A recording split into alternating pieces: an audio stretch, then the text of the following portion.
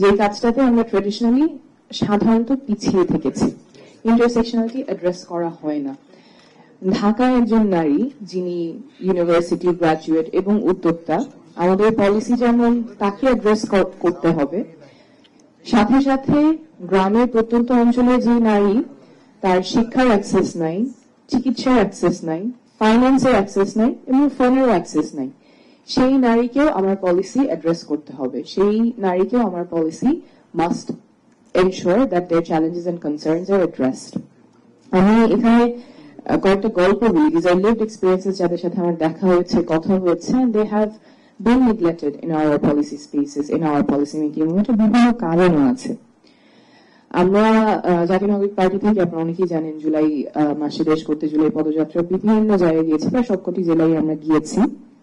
চুয়াডাঙ্গার দর্শনায় আমি জেসমিন আপার বাসায় গিয়েছিলাম। আমরা জেসমিন আপার বয়স 21-22 এরকম হবে। ওনার একটা ছোট বাচ্চা আছে, 2.5 বছরের বাচ্চা, ওর নাম হচ্ছে রাইসা।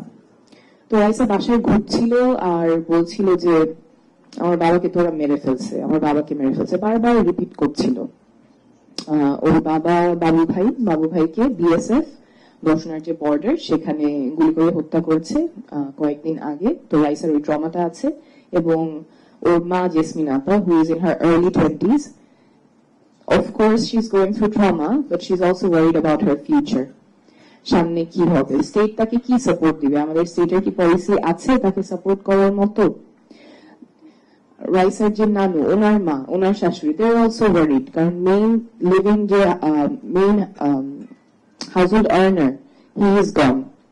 এবং এই যে 21-22 বছর বয়সী জেসমিন আপা, তার 2.5 বছর বয়সী বাচ্চা রাইসা, তাদের কি হবে? আমার স্টেট পলিসি কিন্তু এই জিনিসগুলো অ্যাড্রেস করেন না।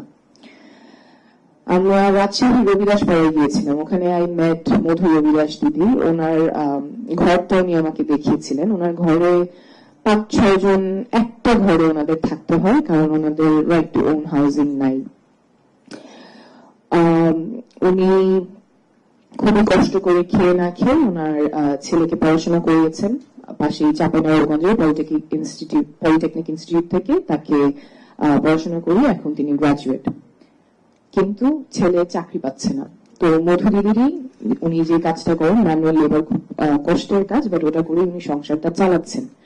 She had hoped if she educated her son, despite all her struggles, her future would change. But it didn't.